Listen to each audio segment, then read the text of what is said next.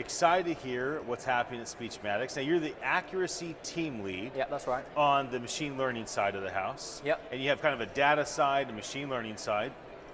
Tell us a bit about what you do at Speechmatics. Sure. So at Speechmatics, we provide the most accurate and inclusive speech-to-text technology on the market at the moment. Yes. And we sell to other businesses to slot into their services. So, this ranges from use cases like call centers, Yep. where they might want to do conversational AI or QA on what their agents are talking about. Right. We also do healthcare, financial kind of conversations, calls, as well as media broadcasting as well. So we provide our speech recognition across the whole market in that respect. Right. Yeah. So, and then specifically in the accuracy team, so we're made up of half machine learning engineers, half data engineers, and we're always looking to kind of streamline our pipelines to make sure we can, for example, build languages quicker. Yes. Add new languages, as well as doing research into new end-to-end architectures for speech recognition. Right. And we're also moving out now into more speech understanding, more natural language understanding, which sits on top of our transcription. Okay. So sentiment analysis, doing translation, doing summarization, all of these types of things now, which after speaking to a lot of people at the conference, that's key things to do for lots of businesses now, right. to really extract the value from what we talk about. So yes. My team's kind of working on all of those things together. So it's an exciting area. Yeah. And how big is your team? How big Yep. is the accessibility, or sorry, not accessibility, the accuracy the team? accuracy team, yeah. Yeah. So it's me and 7 others. Okay. So there's 8 of us. And then we have 2 other machine learning teams as well. There's the representations team. Yep. So they focus on self-supervised learning technology, Okay. which we can talk a lot about probably in a bit. Yeah. And then there's the enhancement team, and they have ownership of something called inverse text normalization, which ensures a professional output on our numeric entities or dates or currencies, as well as things like diarization, which is a system where it tells you who's speaking when. So we kind of have the ownership spread out across those machine learning teams like that. And so let's dive into that a little bit more. Sure. So kind of break those areas down for us, because Yeah. I think some people are leaning in right now. Yeah, they're like, tell me what are all more. those I things? love this stuff. And so you're like, I don't fully understand. So give it a little more detail. Let's talk about self-supervised learning then. So, Please. Because this is the technology which really allows us to be the most inclusive speech Okay. rec on the market. So let's spend some time explaining that. So what self-supervised learning allows us to do is it allows us to access all the unlabeled audio data that's out there on the internet, because usually when we train a speech recognition system, when we're training a thing called the acoustic model, you need to have someone to transcribe all those bits of audio, so we can make sure that the system has a high probability for the correct sequence of words and a low probability for everything else. So that's Right. When you train an acoustic model, that's what you're doing. But you're obviously limited by then the amount of labeled data you have, which then limits how good your systems can be. It limits Yes. how many voices you hear, Right. which can affect inclusivity and create a kind of digital divide on speakers which are less representative in your data set. Right. So self-supervised learning unlocks all of the other data, Yes. which is amazing. So the way I kind of like to describe it is actually thinking about it in the kind of computer vision space. So self-supervised learning means you don't need labels, and actually you train from the structure of the data itself. So what I mean by that is, say you've got some images. Yeah. If you train an image classifier, you need labels for cats, dogs, whatever. But with self-supervised learning, an example is you could take away a patch of pixels from the image Yeah. and get your system to fill in the gaps. Amazing. To predict those pixels. Now this is really powerful because in order to fill in the gaps, you need to know about how edges work, about how corners work, how colors fit together. The bigger features on animals, like if you've taken away a patch of pixels that's the eye, well, you need to know kind of how those align with other bits. Right. You need to know all this high-level information, and it's exactly the same with speech. There's lots of examples of tasks you can set up with self-supervised learning, but it allows you to learn a hell of a lot more about speech, and it's a way of almost teaching a kid to understand you and speak before they write stuff down or translate something. Yes. It gives you that starting point. Right.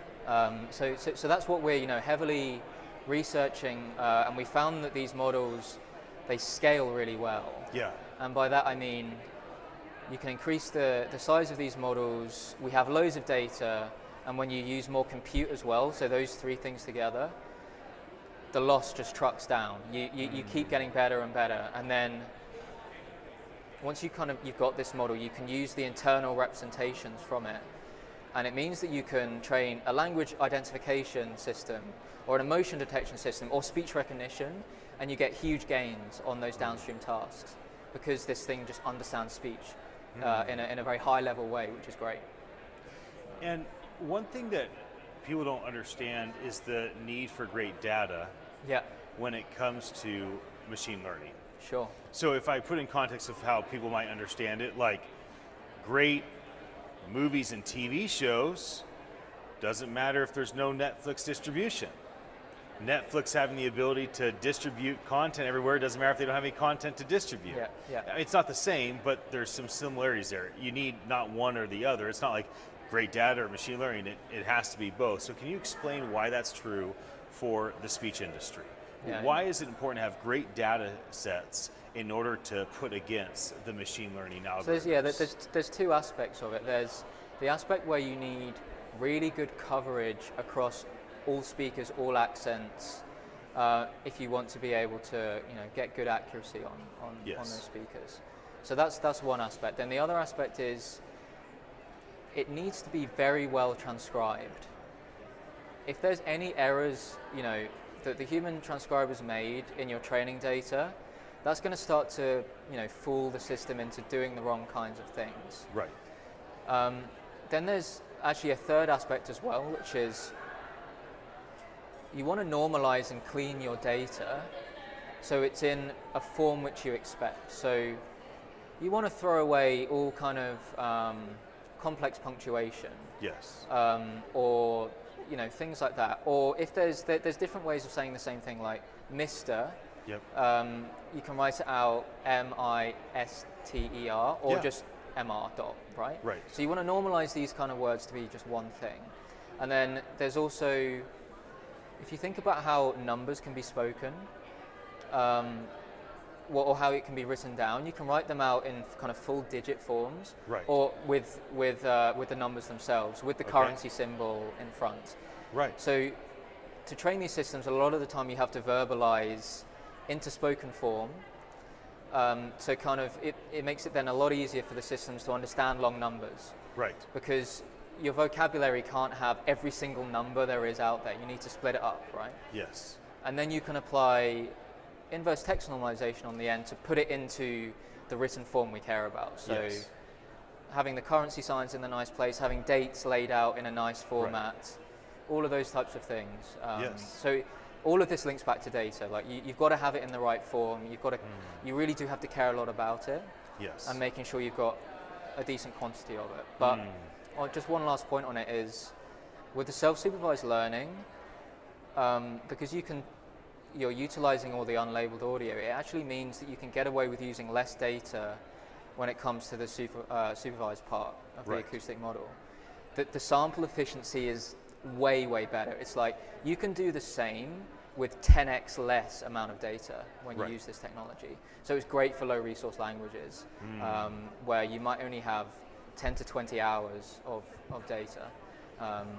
So an example is Latvian or Lithuanian on like we only have about 20 hours for those languages, but we can get very good performance because we utilize this big self-supervised learning system. Of course. As we wrap our conversation, what's the advantage of being at an event like Voice 22? Why does Speechmatics want to be here? We're glad you are. Right, but how do you personally benefit? What's good for your company coming together with 1,000 people in this industry?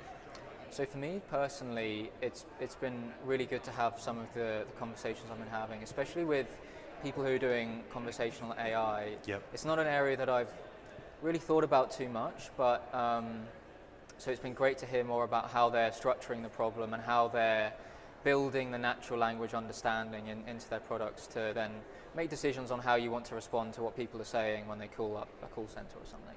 Right. So that for me has been personally really, really great. I think then for the company, it's been great to get the name out there.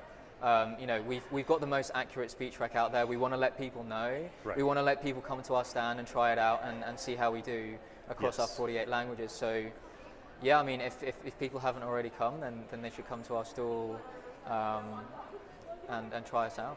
Yeah, well, I agree. Yeah. So you're right there at the vendor booth, and you're at all the events, right? So people have accessibility to Speechmatics. Well, John, it's so good to have you sit down with me. Yeah, Thanks thank for you very sharing much. with me. I'm always fascinated to see what I can learn from new people, and I learned some things from you, and so I appreciate it. Great. Good. Thank you For very anybody much. yeah, absolutely. Anybody that's watching our conversation, thank you for your attention. My name is Ian Utile. I am the CEO at attn.live. Look forward to bringing you more of these fireside chats here at Voice 22 in Washington, D.C.